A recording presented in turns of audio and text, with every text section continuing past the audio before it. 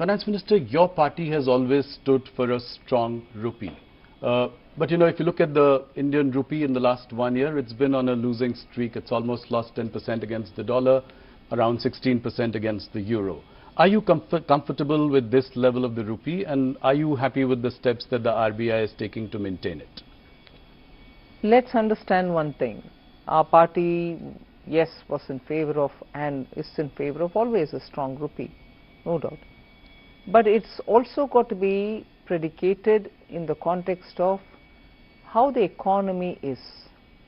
Economy suffering from high inflation, economy being fragile, and your rupee value also not in a good position, makes it really hard and difficult for everybody.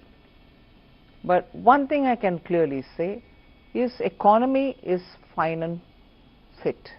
Yes. Your macroeconomic fundamentals are strong. And that's not to say, look, therefore are you being indifferent to rupee-dollar exchange rate? I'm not indifferent. But I'll also look at it from the realistic challenges that we have to understand where rupee is finding itself now. Reserve Bank is closely monitoring. So you are saying that you are comfortable with this situation at the moment? I'm leaving it there. I don't think I will say I'm comfortable, not comfortable. I'll leave it there. Okay.